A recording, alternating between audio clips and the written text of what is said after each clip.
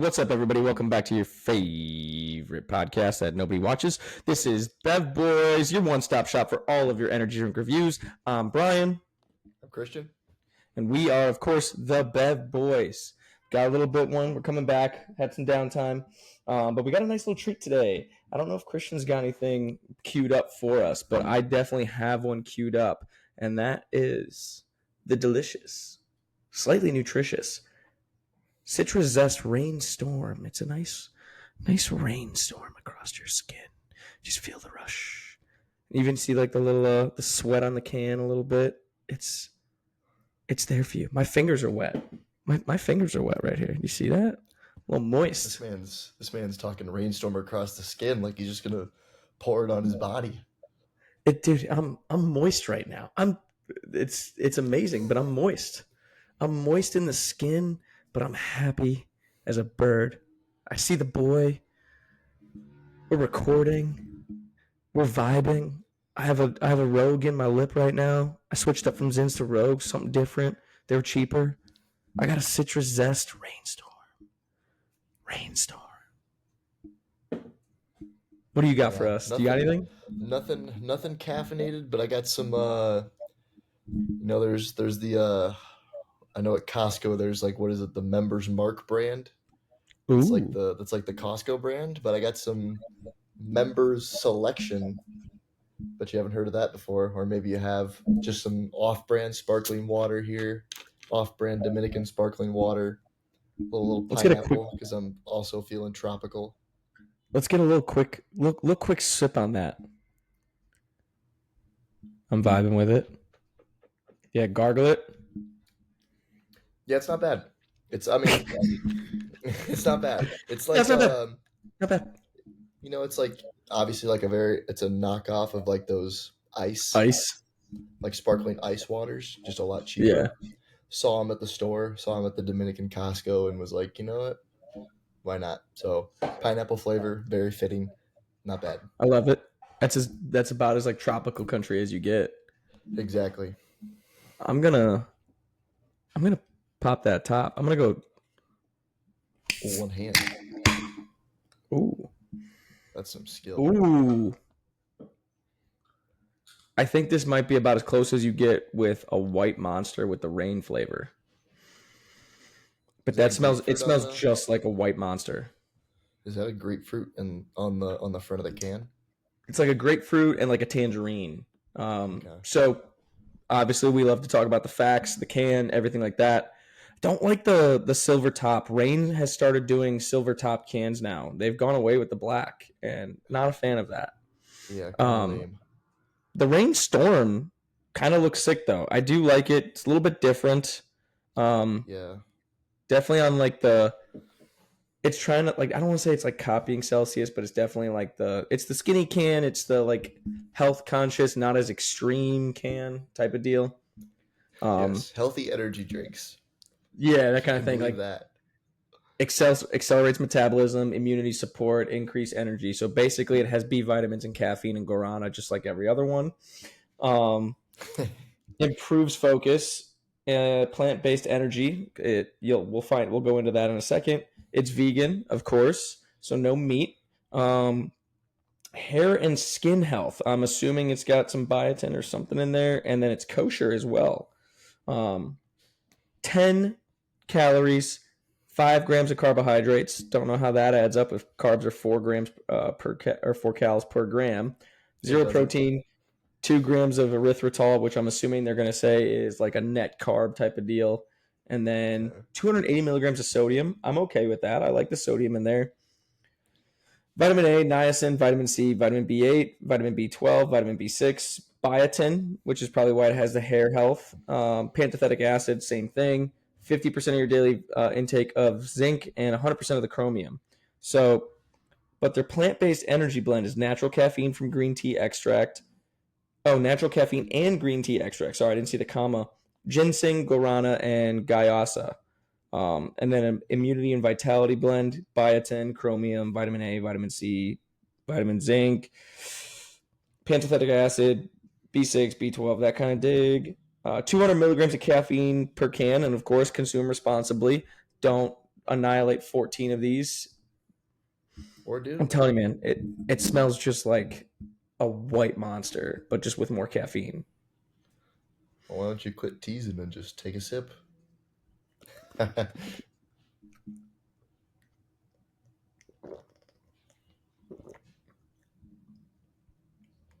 If you close your eyes and sip it, it tastes like a little bit more of like a heartier white monster. And I say hearty because it's got a little bit more of like the orange than just the grapefruit or the Okay. tangerine, whatever it is, the orange citrus fruit that is included in it. But it's almost identical on flavor. It's awesome. And I think Rain is owned by Monster now, isn't it? Probably. I mean, I Monsters. think Rain is or at least distributed by Monster. Yeah, I was gonna say Um, probably under the same umbrella. yeah, so like if they're gonna match that flavor with a little bit more caffeine, I'm all in on that. Now I do like the OG White Monster can. Everybody knows if you ever worked a blue collar day in your life, that's the go to. But for the can itself, looks great. I still think the White Monster can is better. A little bit more orangey, almost like orange starburst, like aftertaste on a White Monster. And 200 milligrams of caffeine per can. So like you could gas a couple of these really easy and be juiced up. I I'll save my review until I'm finished with the can, but overall, like first impression, pretty good. Nice. You Yeah, repping the boys right now? yeah, man. You had to put it on the Elon Performance tee, little throwback. I love it. Yep. How was your time off? You feel like you're rejuvenated? Dude, it was good. It was really good. I do feel rejuvenated. Had some time at home. Spent some time in Iowa. Spent some time in Colorado, and then a little bit of time in Arizona right before I came back down here. So, two new states that I'd never been to. I'd never been to Colorado or Arizona. Got to see some cool places. Um, yeah, just kind of enjoy off time. Obviously, not be on such a regimented schedule, but it's good to be back now. Kind of running our instructs and our performance camp to kind of end off the year. So it's kind of the strength coach's time to shine down here. So the first week is gone pretty well for the most part. The training's been sick, so Let the only boys shine. yeah. So it's been good, man. I love it. I love it. What were you doing in Arizona? Because I know you went down there a little bit for the Cubs and everything like that. Yeah, so that's where our spring training facility is. It's in Mesa, so basically Phoenix. Mhm. I had never been there before. That's where obviously spring training is. That's where the rookie ball team is. That's where a lot of like coordinators are kind of based out of. That's where my boss is based out of. So we got to go there. Me and the guy that I work with, he actually interned there with the Cubs, so he's pretty familiar with it. But obviously we got to train at the facility. They have a few pieces of equipment there that we don't have. Like they have a 1080 sprint, they have a 1080 quantum. So um, kind of kind of sick to mess around with those. I'd heard all about them but never actually seen one, so I can tell you that they do exist and they are fucking sick. um, the weather, it was hot as fuck, but I think I like the dry heat a little better than the humidity. Like it Humidity. would be over 100 every day, but it just wouldn't feel like you don't really sweat like you do when it's like 88 down here with crazy humidity. So that was good. They were just kind of finishing up their fall league, so it was pretty chill. We just got to do a lot of like basically continuing ed, learning on the job, and then training. Got to Okay. enjoy Arizona a little bit. Went on a hike there. That was really sick. Where'd you So it was hike? kind of a nice. So we went. It wasn't in Mesa. I want to say it was in, I don't know, one of the little suburbs. But the hike was called. It's a pretty popular one. It was called Camelback. Oh Um, yeah. yeah, it's a super popular one. A lot of people do it. I know. It's more like I would say it's more like half hike and then half like bouldering. So you do a little bit of climbing, which is sick. Kind of get the both best of both worlds of like rock climbing and hiking is kind of a mix of both, and it's a really good view at the top. So we went early one morning, kind of as the sun was rising. So that was a really good time. Pretty good workout too, honestly. Um, Did that before work. So yeah, it was a good experience and kind of a nice little like a mini ramp up before we come back to do actual work down here. So we're not just going 0 to 100. Even though we did have to take a we had to take a freaking red eye to get back down here, which fucking destroyed me. But I think the effects are gone now. But would not recommend. Yeah, man. So what was like the basis? Can you say like what the basis of like your continuing education was? It was literally like nothing structured. It was basically like that's where my boss is, the minor league coordinator, and then one of our S&C specialists and our rehab S&C guy, and then obviously we have our rookie ball strength coach. We just got to sit down.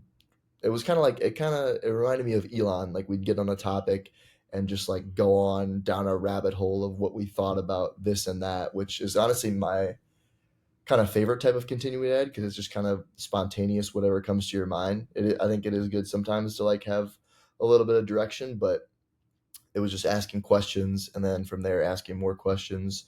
We did kind of do, obviously, we planned out what we're going to do for this whole performance camp, and then we had people critique it, which was really good.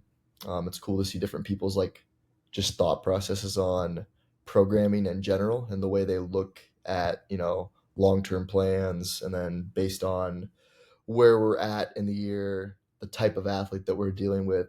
So that was really good to do, and then just kind of hands-on. Obviously, they showed us kind of how to use the 1080, and then we just kind of messed around with it from there. Same thing with the quantum. They had transformer bars there, so got to use those. Just like stuff like that. Nothing like crazy where we were, reading this book and then like talking about it, but mostly just like having conversations. Kind of like I said, it kind of reminded me of Elon a lot, which was nice. So like I'm gonna ask. I have to. Like I think you know this question's coming, but like how was the 1080? Like I have been dying to get my hands on one of them just to test out on myself. Yeah, man, it's like you can't beat it. So we have Run Rockets down here, which aren't bad, and I know you guys have the Exer Genies now at Elon, which are obviously they're very The poor practical. man's Yeah, Exergenie is yeah, just poor man's run rocket. right, exactly. But like at least they're like practical and more affordable. Like you can't beat the 1080 just because one, especially like now they're making like the smaller ones. I think they're only doing like the small ones. It's basically like a little cube, so they're Yeah, portable you just now. throw like a plate on it, right? Literally, yeah, you throw a plate on it or like have someone like even sit on it. It has just like a little like touch display. It powers on, so you do have to charge them. That's one thing, but I mean, the battery doesn't run out super quick, so it's not really a big deal. And I think it's kind of like I think it's similar to like a hybrid car, where like when you like hit the brakes on a hybrid, it kind of like charges it a little bit when Oh, that's you nice. So like the accelerometer actually charges the battery a little bit. yeah, or I think it's like either when you accelerate or when you let it like come back in, it charges it a little bit, which is really nice. But yeah, you can set like a specific distance, what metrics you want it to show. Like if I want to do a 10 yard and then have it show me my time, my 0 to 5 yard time. So the 0 to 5 yard time, the 0 to 10 yard time, and then the top speed. I can have it show me that, and then from that you can go into that specific rep and basically look at like see where you stepped and how much force you were producing on each step, which is fucking elite. Um, you can do resisted with it basically goes by like instead of like levels, it just goes by kilos. So you can do like 1 kilo, which is basically no weight, and then 5 kilo, 10 kilo. Obviously, you can go by like half a kilo increments, which is really nice, and you definitely get a force velocity profile out of that for sure. Um, and then you can even go to like after you get to a certain point, you can basically put it in what's called like second gear or like a pulley gear, and you can do like heavier stuff. So that's good for like heavy resisted marches, like backwards, like to mimic like a backwards sled drag. You can get like 30 plus kgs of resistance, which is like really like a lot of resistance. Doesn't sound like a lot, um, but it is. And then you could even do like overspeed training where it's like, okay, like I want it to be 2% over my max speed. And obviously you can save the workouts, and as long as you have it like connected, because there's like the touch display, and then you can connect it to like a like a Windows Surface tablet, and that's how you save the data. So you can make actual profiles. It'll save your profile, and the next time you can kind of go back. So that's super nice. I know it runs off like a Windows desktop app type of deal there. You can do overspeed, like I said. You can even do like a change of direction, which is interesting because it's like resisted, assisted, and then resisted again. And you can kind of mess with that. Um, I know you can have it like the eccentric too. Like you can have it like pull you back at a certain speed. And like same thing with the quantum. So like the quantum is basically like a cable. I'd say it's not quite like a Kaiser, but like kind of in that category of like fancy ass cable machines, except for it's not air resistance. It's the like actual gear pulley, like machinery type of deal. And that one's cool because you can like, all right, I want it to, if I'm gonna do like a single arm cable row, I can say like, okay, I want the max speed. Like I can limit it by speed or resistance. I can be like, okay, don't let it pull me out or don't let me row it in at more than X amount of meters per second. So like the harder you pull, the harder. So basically like some isokinetic type of stuff. And then you can have it also say, okay, I want it to pull me back with X amount of kilograms of resistance for the eccentric, or you can have more of like the isokinetic where like, okay, no matter what, I want it to pull me back at X amount of meters per second. So you get like a little jolt almost. I don't know. It's sick, man. I wish I would have had more time to mess around with it. We were there just under a week, but yeah, it was super nice. I think, and it's super versatile too, especially with the actual sprint because you could obviously like you can use it for sprinting, you can use it for like marches, bounds, stuff like that, like COD. You could probably even attach like a handle cable attachment and use it as a pulley to some extent. Um, yeah, man, I know it's really I know nice. the Quantum had a guy like you just in there, just like constant Oh tension back yeah, and forth. Like yeah, it's as a dude that elite. loves overloaded like eccentrics on like a row or like a slow release on the tension, like I know you were in there just rows, flies, like Yep, pullovers, like you were hitting everything, cranking weren't on you? that thing. Had to, Oh, but I don't yeah, blame you. I don't blame you at all. yeah. Oh, So that super nice. I'm sure there's a bunch of other stuff that you can do with it as well, but that's just kind of the tip of the iceberg that I felt. So God, that's sick. Oh, yeah, so now you're those fiber back. bars are sick too. You know, I've been like thinking about it. You know, my only gripe with the I mean, other than the price, like, don't get me wrong, Yes, Kabuki makes good stuff. That's why it's priced the way it is because it's incredibly good stuff. My one gripe on the structure of the bar, I hate how long the handles are. the handles are long, so I don't know if that's all of them. Like the model that I don't know if they've had multiple versions, but the ones they have down there, they have the long handles, but then you can like unscrew them and it takes off like basically. Eight So it's inches. like yeah, like so it's like a normal ass handle. Which because at Okay. first I was like, oh, the long handles like could be good for some stuff, but would get annoying with other stuff. And then I figured Yeah. out that you could unscrew them and have like just like regular handles, and I was like, oh, that's actually kind of nice. Well, then Um, that negates my only gripe with it. Then, yeah. Other than so if that, it they're does all sick. that, like, then that's insanely cool. Yeah. Because I always thought like I think of it like me, like I squat fairly narrow. Like I'm not a wide squatter, like Same. some of the conjugate guys or anything like that or powerlifters. Like I'll blow out an adductor. So I thought about like hitting like a full squat, and if I don't like roll it up my back as I Yeah, you're go, hitting your legs I'm probably. hitting my legs with that handle, and then it's game over, Charlie. Like that's negates the whole Facts. point of using that safety squat bar. Yeah. But yeah, at least the ones they Um, had down there were like that.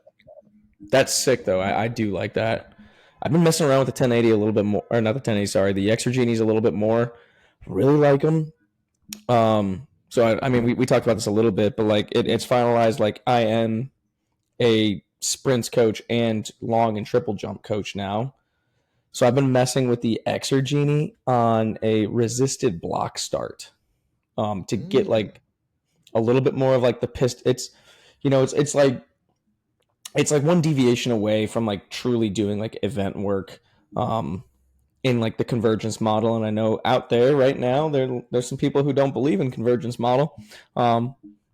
I do, so suck it. But it's like one deviation removed. We still have a lot of it, which is just not the speed of the vector of the force that's applied, but it really focuses on like feeling the need to push. Because if you overstep and you reach and you get that pull, you're gonna get immediate feedback that you're gonna feel like your hamstring's gonna like. So like they get into that like proper projection angle, like forward lean into that, and like really think about like digging that foot in, like long aggressive pushes on the early acceleration. I love that. I think it's sick.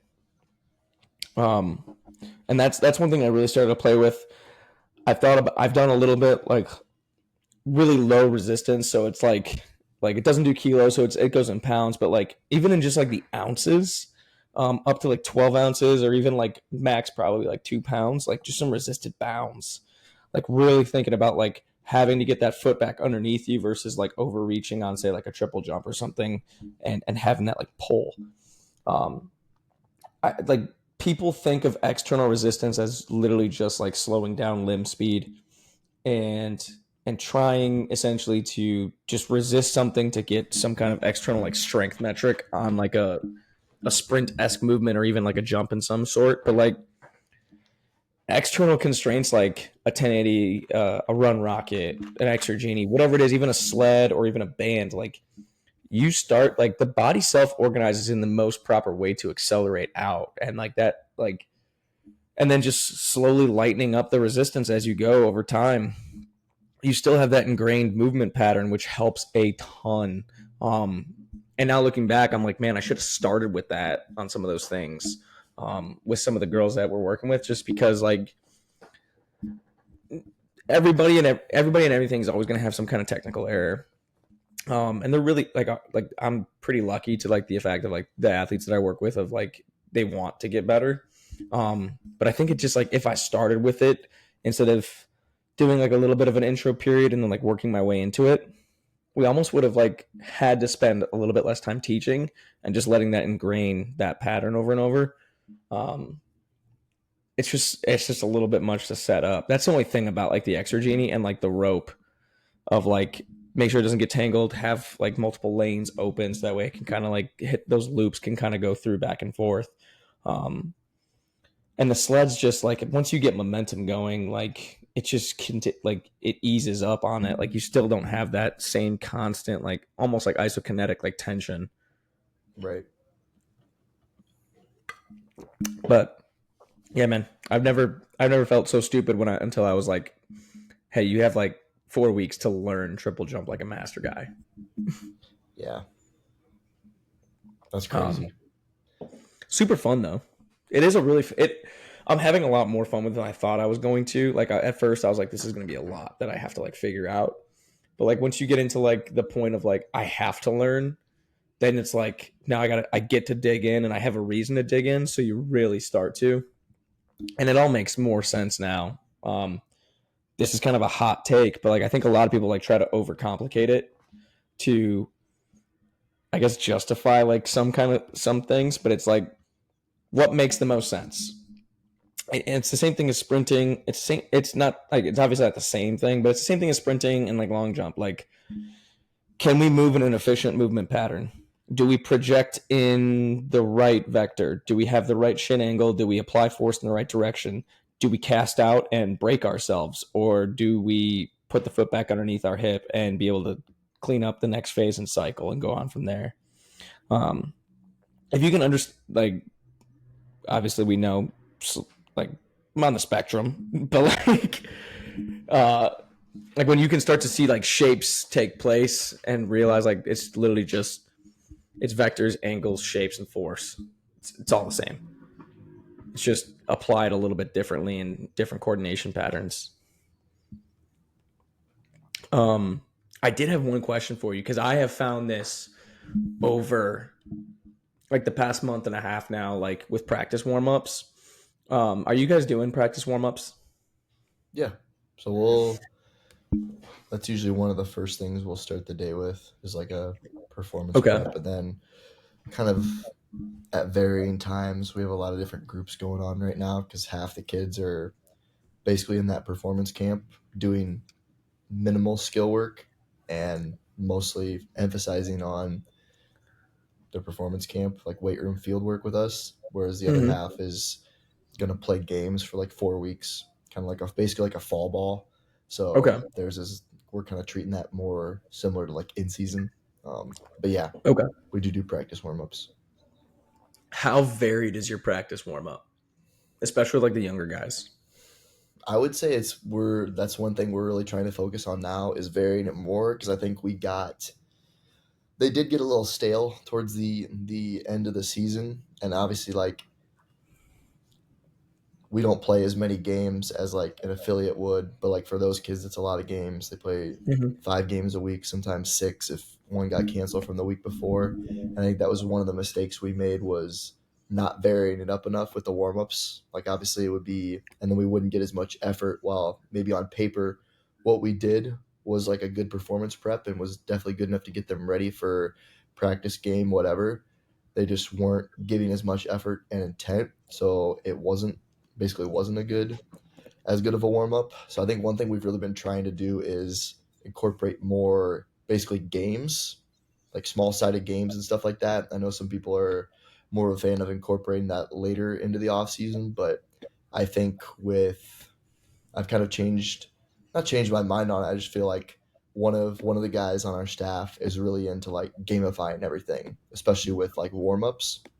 um, so we've been doing a lot of that. We definitely will start with more of like a traditional like dynamic stuff, and like we're kind of starting from ground zero with them, like doing a lot more like extensive plyos, making sure like we obviously like I said, we made a plan, making sure we're like just getting a lot of variability. I might have like an emphasis one day where one day is more of like linear, one day is more of like pogo variations, stuff like that. And then obviously there's some drills that we're going to do like most every day. Like we've been really trying to hone the A series in, and even like dribbles, even though it's been a little tough, but I think the kids are finally kind of buying into it. Just kind of slowing things down, and then we might end if it's just if we don't have anything else planned for that day, or like one day we did before we ran a few tempos, we played like a small sided game. Don't really have like a name for it, but I'll try to explain it for you. Probably gonna make an Instagram post about it as well. Basically, like Okay. you have people like stand in a circle, and like you basically have like a Bosu ball. Hmm. So people stand in a circle. One guy's in the middle, and the one person will have the Bosu ball on the outside of the circle, and basically all they do try to do is throw the ball and hit the person, and the person in the middle has to like get out of the way and not get hit. Oh yeah, kind And of like Bull in the Ring used to be for like football, but yeah, a lot less yeah, dangerous. yes, yeah, exactly, yeah. So that's one that I think is good, and like that's like agility right there, pretty much. Just Hmm. reacting to that. Um, we'll play spike ball sometimes. Yeah, so I think that's one thing.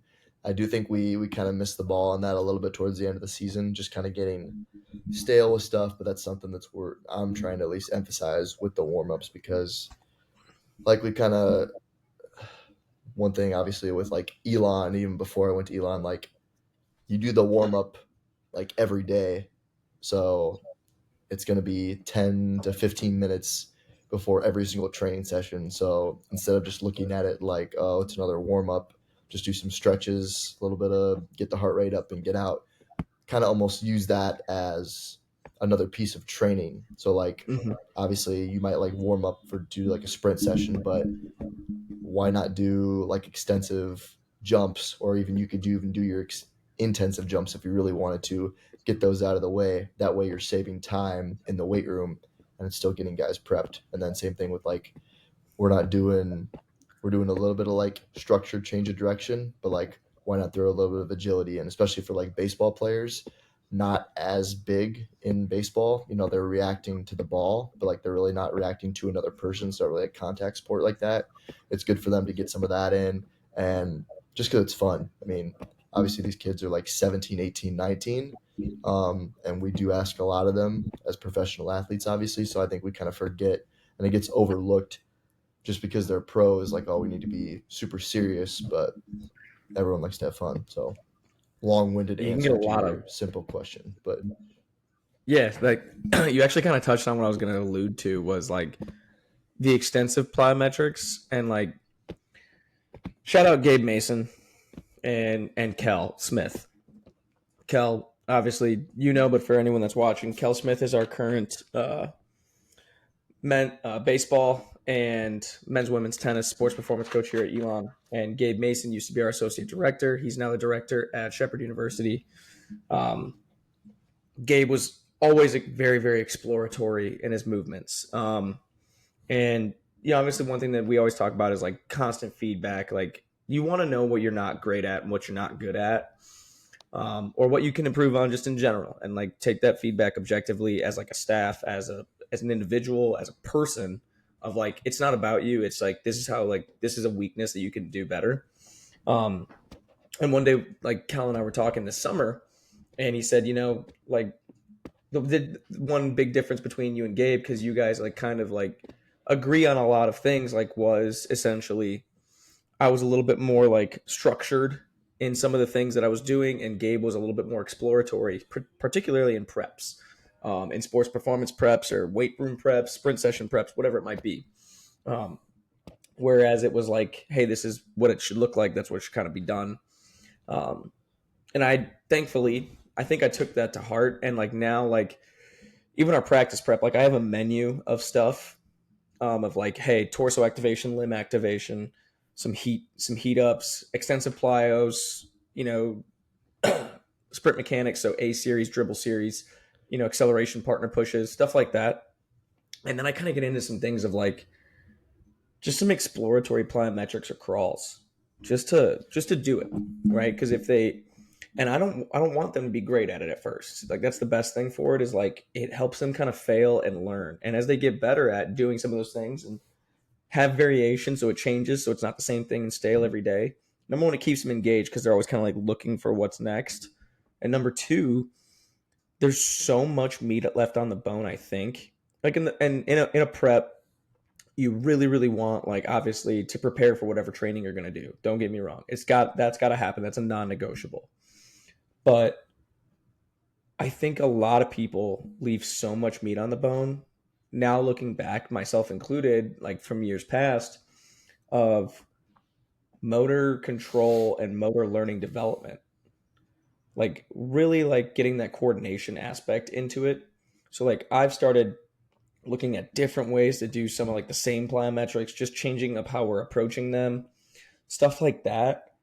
And I think I've seen a lot of things clean up just from people becoming more coordinated by exposing them to different patterns and things like that. So like I think I pulled the swan bound out in front of you one time where it's like a normal bound, but instead like if you're bounding on your left leg to your left leg crosses your midsection and then you bound back and your right leg crosses across you each time. So you're exposing the ankle out, but it's a really big like coordination aspect. Or like a 2-1-2, like a 2-1-2-1 like small big bound, like little hop big hop into the switch, like stuff like that. I've seen a lot of stuff just clean up, like rudimentary wise, like just like even sprint mechanics, like regular bounding and stuff like that, just from like getting them to be exposed to patterns like that. And it's been insane. So like I just have like a menu of like extensive plyos, and it's like, hey, you got to hit 6 of these ones for 20 meters. And like typically you'll think like that's a lot, but like in track and field, that's not that much in terms of like a ton of volume, and they need the ankle stiffness and tissue resiliency to be able to do their actual workout. Sorry, the rainstorm is giving me a little burps here. But it's massive in the aspect of like coordination, rhythm, motor control, motor learning development. And going back to that, it's just like you're just exposing them to different things in a controlled environment that allows them to explore the movement pattern itself, and then crawls, rolling, a little bit of tumbling here and there just to see what's up. It's been huge. And it was one of those things that like looking back now, I now realize why Kel said that where Gabe was ahead of me, and like having now addressed that, I'm like, I shortchanged athletes and like myself included in different aspects like in the past. Um, Basically, I'm just telling you I suck, uh, or at least did suck, and I suck a little bit less now. But yeah, like I think that's such a good thing, and like giving them the opportunity to explore movement while they go is huge. Yeah, yeah, that was. I don't know if I could say it any better. I think that is something that Gabe was definitely, and I'm sure still is big on. Shout out Gabe and Mm-hmm. Kel, two goats. Um, yeah, just kind of exposing, like, kind of increasing movement bandwidth, if you will, like increasing Mm-hmm. just movement literacy. Um, I know he was big on that because I know when I was at Simpson as an intern and an undergrad assistant, we were like they were very big, and I obviously followed suit because I was just learning in that system. Was like we had our performance preps like planned out for we did everything on Excel. We had cards. We didn't have Team Builder, so just like we had the workouts on the cards, we would plan out a performance prep for that cycle, whether it was a weight room prep or an on-field prep, and you would kind of cycle through warm-ups on like you would phases of training. And I think that was good because it taught you to be organized. And I think maybe at a school like that where there's a lot of teams, that works a little bit better. And we had like a big Mm-hmm. exercise menu. We're like, okay, like coach would be like, all right, like usually this is how I do it. I want something for this. Make sure you're getting something for like each joint. We followed basically the ramp protocol, like a lot of people do. And I think there's definitely merit to that. But there's also definitely like having a direction, obviously. If you don't want to just go out there and be like, oh, fuck, what am I going to do for this warm up? Winging And I it. think, yeah, which I think also sometimes, like, if you've done them enough and like you know what they're about to You can do, just like rip it from the dome because that right? exercise library is now just living here. Right, which is nice. Like you have your like standard base prep that you know will get people ready for basically like general, and then maybe you do a little bit more of this or that if they're going to sprint, this or that if they're going to be just going right into the weight room or like COD work. So I think there's merit in both. Um, but I think one thing, especially at Elon, where I kind of messed around with that more was warm ups for like lacrosse and soccer, and especially when I was working with my RTP girls with women's soccer. Got there and right away had like four of them that were out for the season, which gave me a lot of experience with that. And like when they were starting to get into like more plyometrics, like I was just thinking of like random combinations of like pogos and jumps, and like, well, like this is something you're going to need to be able to be exposed to, so why not do it here? And then that along with kind of like the small sided games, just like throwing those in with like performance preps. And like I think especially like when athletes do something that they suck at and you can kind of make them laugh, that helps with buy-in obviously, and just makes it a little bit more fun. Like some of those stuff, obviously they're not going to be good at it the first time, but then to see them get Mm-hmm. better over time, and it's just something a little bit different, something a little bit more fun. Like we'll do um like you said, like crawl variations, like regular bear crawls, lateral, forward, backward, like a lizard crawl or like a Spider-Man crawl. You could do a crab walk, like stuff that you did when you were like a kid, and you just people kind of get away from it. Um, yeah, you're really just limited by your imagination, like duck walks, forward, backward, lateral, stuff like that. Just and I do think there's something to what you said about like you see a lot of stuff clean up, is like when you get a lot of not a lot of people, but like some kids you can just tell they don't have a lot of rhythm and coordination, or maybe they're just too Mm-hmm. weak to even have rhythm or coordination. Like they're losing their balance when we do like an A switch because they can't even like stick that position. Um, yeah, they're gonna look pretty bad at it, but like doing that stuff day after day and like exposing them to those different patterns and like kind of re-ingraining like, hey, this is what we want. Some of that stuff does kind of take care of itself, which is obviously paired with good training. But yeah, I think that's a really good point that you made there. um yeah. It's just, and it's like, it's such a weird thing too, because like on say a time sprint, a measured jump, a lift, like you can see objective improvement where it's like it's a little bit harder. And I think that's why people are so scared to like keep putting emphasis on stuff like that. Cause like do you ever hear like the old saying where it's like I think it was like the 60s where they had like a thing about like pornography versus art, and he's like, well, I'll know it when I see it.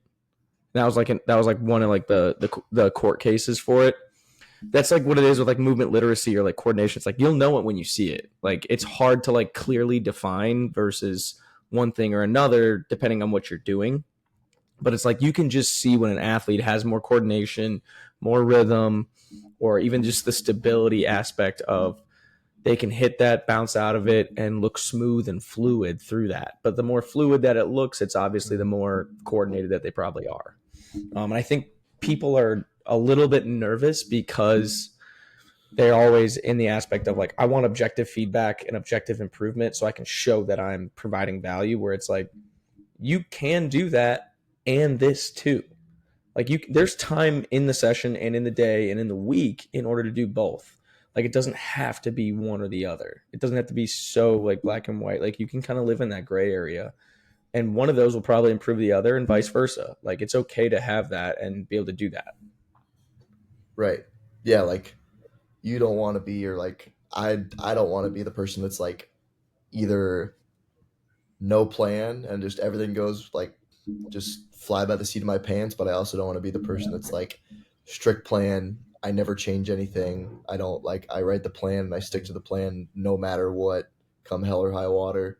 I do think we should have like a plan and structure for the most part, but have a little variability. Like leave, Give yourself that 10 bandwidth to 15. play within that Yeah, plan. like give yourself that 10-15% to kind of experiment, make sure you got all your main rock, your big rocks checked off, but then vary it up.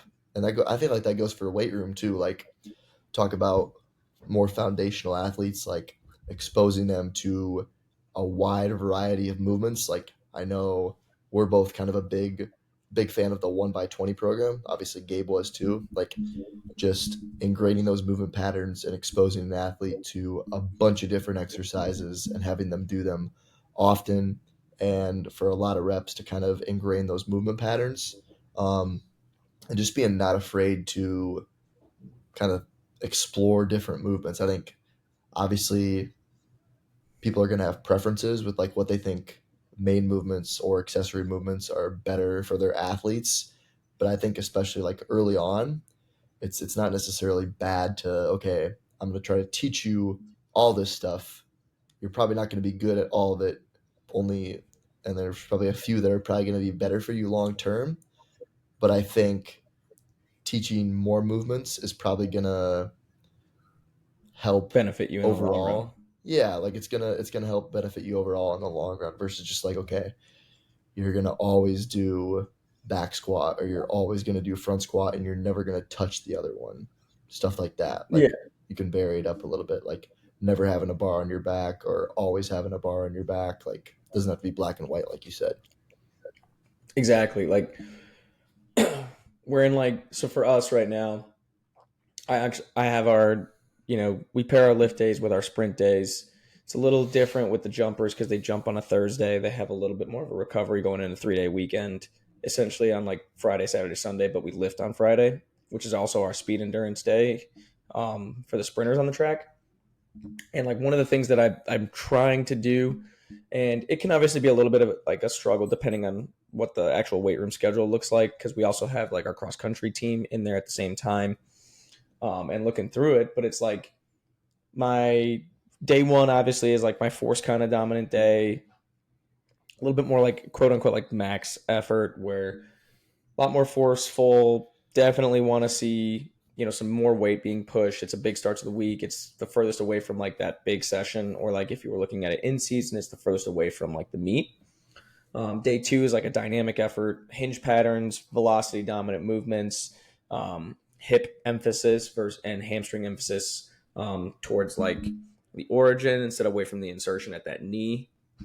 And then that Friday, that's where I'm like really exposing them to like the 1x20, obviously.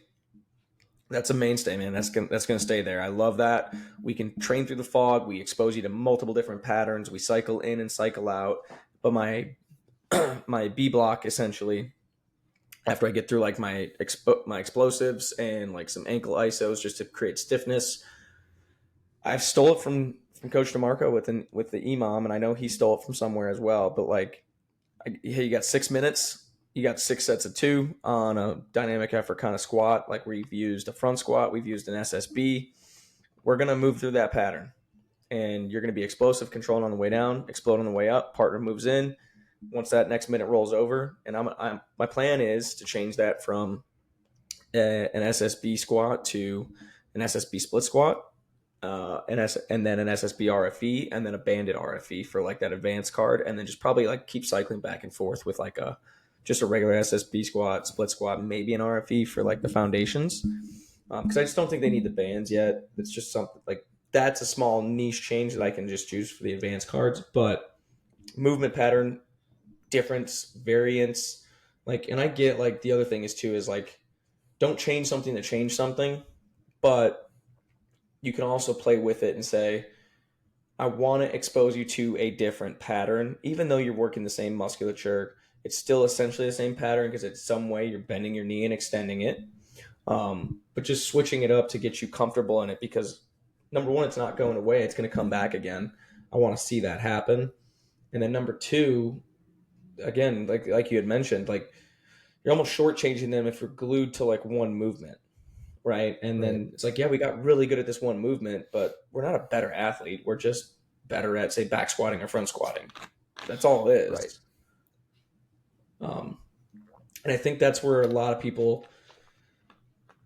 I don't think anyone's like truly like just dense to where they won't do that. I think it's more of honestly the fact of like they don't feel like they have the time to address changing without losing something else in that meantime, where it's like you can still do it. It's just it's going to take a little bit more effort and a little bit more diligence with that movement pattern, and maybe you Mhm. lose out on one session of a little bit more of the accessory work or a little bit less volume of like whatever that main block is, but it's possible. And even if you do lose a little bit less volume, you're probably hitting 1 to 2 sets of something intense. So you're going to get the work that you need to get done. It's just may not be the total volume that you want to get in that adaptation. Mhm. Um, but just in like Yeah. the One. aspect of like, oh, go ahead. No, I was just gonna say like one thing. This is slightly off topic, but I think I can kind of tie it back. Just like talking to talking to different people about like training and hearing different like preferences and thought processes. Like it is really kind of cool to think that there's so many ways to get to a specific end result. Like there's not just one narrow, straight and narrow path, which is kind of it makes me feel good because like obviously like what's the point of even having coaches if like there's only one way to do it? Like we would just know that's the way and just be plug and play and Mm-hmm. that wouldn't even be coaching anymore. But like it's I think we've talked about this at Elon. At least I don't know if we've talked about it on the podcast. Like as long as you're following like solid principles, the methods are kind of up to discretion to the coach and the athlete. Like there's you can do a lot of different types of programming and a lot of different exercises and still get to the same result. Some of them might be a little bit more efficient. Some of them might be a little bit more better on the risk to reward. Some of them might be better for certain sports. But like you said, like not being afraid to like vary it up. Um, yeah, I think that's one of the things that I like just about performance in general is like, yeah, there's always going to be stuff like everyone should probably sprint, everyone should probably jump, everyone's going to need strength, all that good stuff. But the ways that you program that and progress that or regress that and vary that throughout your program are kind of up to you. And obviously, like looking at hopefully you have a few KPIs that like you're like, okay, I'm gonna track these consistently. If they're going up, that's probably means we're going in the right direction. and if they're kind of stale, okay, let's vary it up a little bit. That's one thing that I think is is really cool. Mm-hmm. And it's like there's many roads that lead to Rome. Obviously, some are going to be a little bit more paved, but like there's just so many ways to go about it. And as long as like you said, you're hitting that principle, like you have that principle of I want to get sprinting in an ACL way and a max velocity way, you can approach that 19 different directions in the same session, and there's probably more than that. Same way with max strength on a squat pattern, a hinge pattern, a push and a pull and a carry.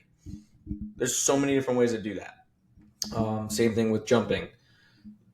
There's 1,000 different ways I can think of probably right now to jump, whether it be one leg, two leg, horizontally, vertically, laterally, 2 to 1, 1 to 2, single response, multiple response, whatever your kind of desired direction is based off of that and what adaptation you want. But it's okay to vary. And I think a lot of people don't want to vary because they're, like I said, they get a little scared of, I have to teach this again.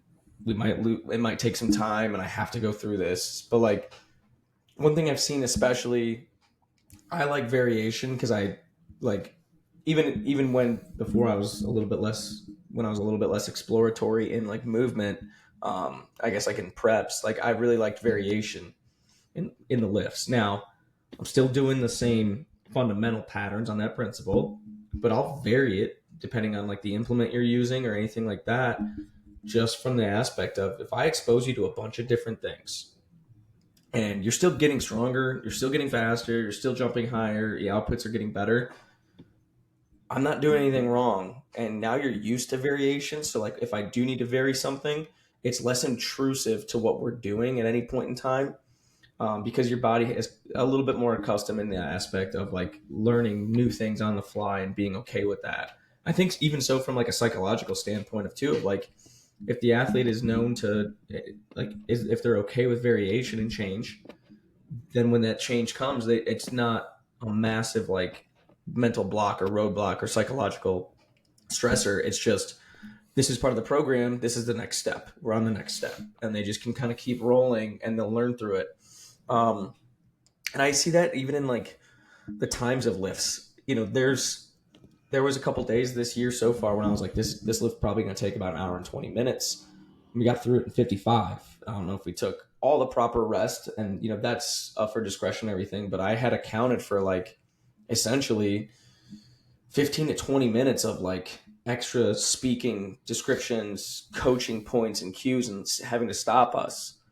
And I didn't have to stop. I could come by and clean one small thing up, and everything keeps rolling, right? And that's, I think, and this is another, I mean, kind of spiraling off this conversation, but like everyone has a 4-year annual, like a quadrennial plan that they want to go with long-term athletic development, but they stick at a place for 1 year.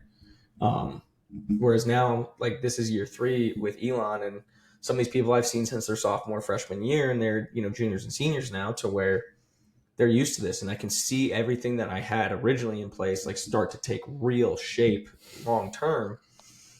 And it's like, well, this is what the end goal was. Whereas like, and obviously like everyone, there might be not better opportunity. You might not be in a great spot in general, but like, if you allow yourself that time to see the plan through, that'll come together. And all the variation that you've given to them, the different implements, all that, basically coming back to the same point of if it's in your plan to do that and you can stay around to see that plan all the way through, and you're in a good spot that allows you to thrive personally, financially, professionally, all of that, then you can really see something come together. And for me, it's more of just like a oh shit kind of moment of like, wow, it's really cool to see this stuff come together.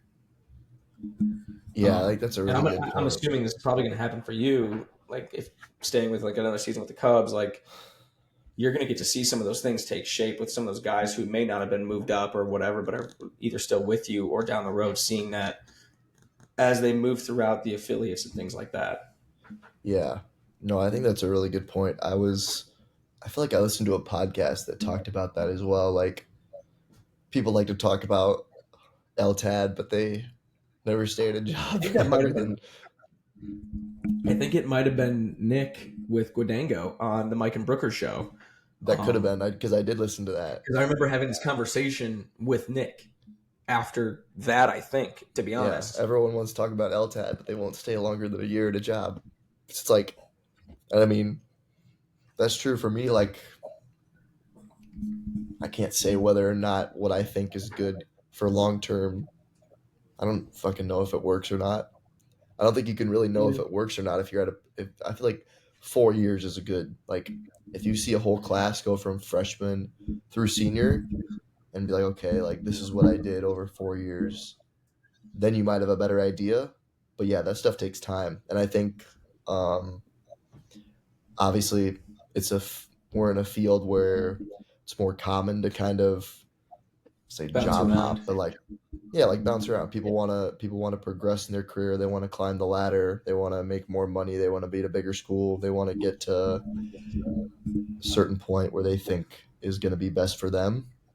And I think that's good. I'm definitely kind of one of those people now, but I do think like later on, and that could be shit. That could be a year from now. I'm just like, okay, I want to be at a place for a lot longer. Or it could be 5 years from now. I have no idea, but I do think it would be good to work with people for 3, 4, 5 years. You can actually see if what you think works, and obviously there's value in that too. Just like, you know, whether it's at a school like Elon or like a school like Simpson where I went to school. I was talking with my old boss. This is his 4th year at Simpson, and like thinking back because I was there 2 years with him and then 2 years with the previous coach. And like just in the 2 years, and even it's crazy to see like how different the department is there from when he started to even now. Like they added a nutrition station, they added a second full time, like they added a new position. We had way more interns than they had before. We had interns that were actually getting paid through work study, stuff like that. Just like the progression in not only like athletic development, but like a department overall. Like you can't do that. You can't. That's something you just can't rush. You don't do that in a year. You can't do that in a year, especially at a school like that where the money like isn't quite as much there as it would be at like a big Power 5 school where like you really don't have a budget.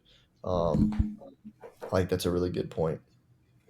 And it's like just like kind of icing on this, like putting icing on the cake. But it's like, if you can get into a situation to where it's ideal, it's where you want to be, like there's no harm and foul of you're not getting comfortable like in the space that you're in, but obviously don't like get too comfortable and being complacent, but like be comfortable in the space you're in and where your feet are at. And it's like, if there's nothing wrong with it, it doesn't necessarily need a change. Now, every person's different and everything like that, but it also comes down to finding new ways to provide value. And unfortunately, that's just like the field we're in, where it's like, if all you are is XYZ, then the school will only see you, or the organization, the professional team, the high school, the private facility, whatever it is, they're just going to see you as XYZ. So increasing that circle of competence, your knowledge and your expertise outside of what just this silo is, allows you to expand your role into different aspects. And I might just be ripping on this because it's like so fresh in the memory for me, like having this happened. But it's like, if you can provide value, that someone will see it. And if someone sees it, it sparks conversations to open new doors and new possibilities. Whereas if you're unwilling to do that and you're just saying, well, I want to be paid more for what I do, like you have to be okay with essentially outperforming what your current pay is. And then it forces them to either compensate you for that new level of skill set, or allowing you to move on to somewhere that wants that. But I think it's just, we're already in an underpaid kind of like field as in general. Now some are paid very, very well and might not do great at all. And some are paid very, very little and do fantastic work with less. But if you're okay with kind of betting on yourself and being like, I'm going to provide more value than what I'm being currently paid, it can work out. And I think, not to be precocious, but like I think it's worked out for me of like having a skill set that is needed, that provides extra value, and then expanding your role, and that leads to more responsibility, more money, this and that, and continuing to do it again. It's like, well, now you start back at that 0 point of like, well, great, I'm going to do good here, and then I'm going to grow past this role and provide more value than what I'm currently being paid for, and keep going. But if you don't ever provide more value for that, then they never see it as that. And the I can't remember what the law is, but essentially, like, whatever the law is on, like, it's fresh in the brain, or like a parent in front of you. Like a recency bias. Yeah, like a recency bias. Exactly. Thank you. I know the mental clarity is not working on the rainstorm, but the recency bias on there is like, if someone's not seeing that, they're not going to look to you as an answer key, and like, you want to be the answer key for whatever test is going to be in front of them. And if you're not, it's not providing external value that needs to be compensated. um, and I just went off on a way different tangent than what we were talking about with rhythm coordination and movement patterns and stuff like that. But No, that's good, man. Yeah, I think this, like, everyone's probably heard this saying, like, be great where your feet are, or like make the big time. You're like, make where you're at the big time. That's something that I like to think of. Like, I think one of the best lessons I got taught, like, early on, like when I was still in school, was like, there's good and bad coaches at every level, and the size of school you're at and the logo you wear isn't, like, that doesn't mean anything. Like, it doesn't make you a good or bad coach. It just means that you work for that place. And I think it's very true, and it's good to look at, because, like, obviously Elon, like, small school, just kind of random school in North Carolina, puts out great coaches, versus, like, you know, this is obviously, it's all up to kind of personal opinion. You might see, like, big Power Five schools where you're like, what the fuck are they doing? And they're making all this money. It's kind of frustrating at times, but, like, good for them. But yeah, I think just being, like, great, be great where your feet are, and, like you said, like, finding new ways to kind of add value. And that's something that I think another thing we talked about with DeMarco, and, like, Gabe was big on this, is like, think about don't think about being, like, the position you're in. Like, think about trying to act like the position you want. Like, if you want to be a director, you got to think like a director, act like a director, like, just, like, planning ahead. Because obviously, like, if you haven't done something, there's no way to truly prepare for it if you haven't actually done the thing. Mm-hmm. But that doesn't mean there's nothing that you can't do to, like, help prepare you for that. Like, I guarantee you, Exactly. Gabe, I mean, just, like, seeing the stuff that, like, Gabe was working on with, like, his, like, coaching portfolio and stuff like that, like, I guarantee you, like, yeah, he's probably, I mean, I just talked to him the other day, like, he's at the school all the time, but, like, I don't think that was anything that he didn't see coming. And I'm sure he was about as prepared as he was going into that as he could have been without actually ever being a director of a Doing it. department. Yeah. So, and I think that's kind of the goal, like, stay ready so you don't have to get ready. That's why I drink caffeine every hour on the hour. That's right. Yeah. Shit, man. We're at 104 on the hour. So Should we wrap this bad boy let's up? get. That was a Should we crack banger. a review here? Yeah, man. I got It was a banger. shit, this pineapple flavor. I haven't. So there's, what was there? Pineapple, kiwi, strawberry, and then mango orange. Haven't tried the mango. I don't think it's quite as good as the kiwi strawberry, but it's not bad.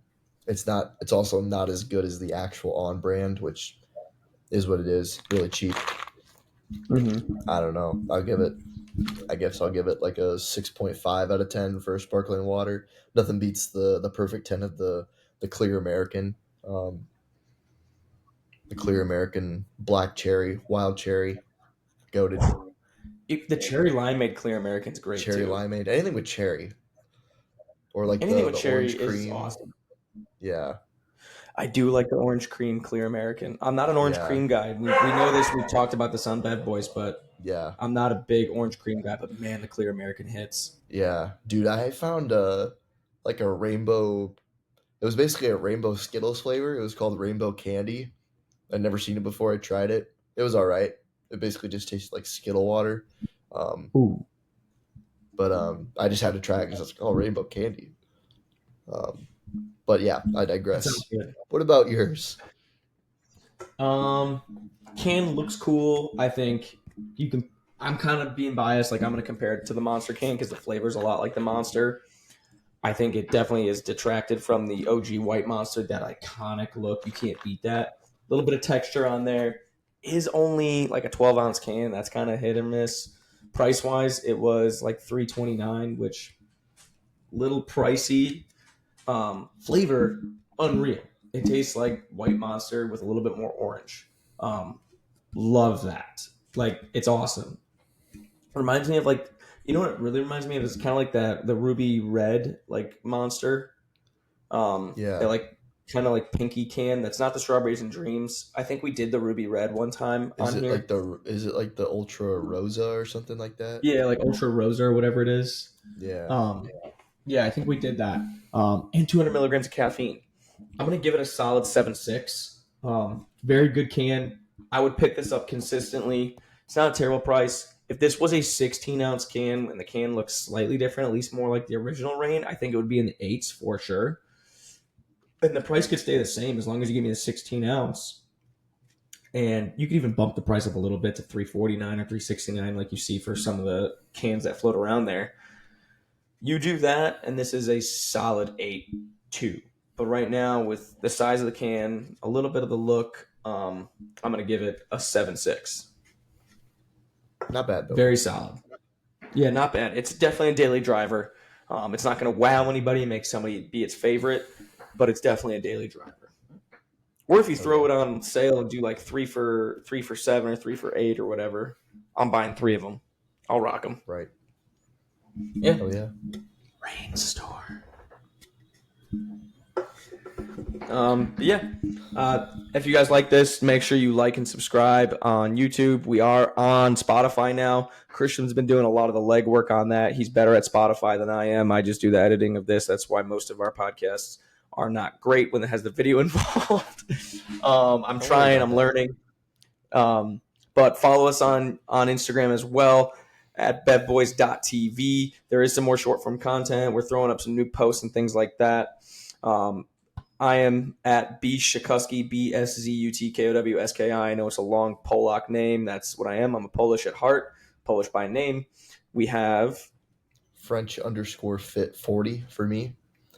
nice and easy on that one. Yep. And of course, I'd be remiss. We have new designs on the website and they are sick. I'm a very big fan. We've got a couple new ones out there. I love the Pall Mall shirt. I think it's Yep. awesome. If you're into Smoking ripping darts, you should pick one up. Yeah, if you guys do like ripping darts, definitely pick up a Pall Mall shirt or Pall Mall hoodie. The hoodie looks insanely awesome. Wear that to the construction site. Wear that to the gym. They're super comfortable. It's the same hoodie fabric and I guess materials as the original Bad Boys Pop That Top hoodie. Insanely comfortable, outstanding look. The design, I helped design it, so I like. Obviously, I'm a little biased, but I think it looks sick. As far as like the Red Bull one as well, our knockoff. But hopefully, we don't get a cease and desist. But Yeah, should be good. overall, that's it for today's episode. We'll see you in the next one. Peace. Peace.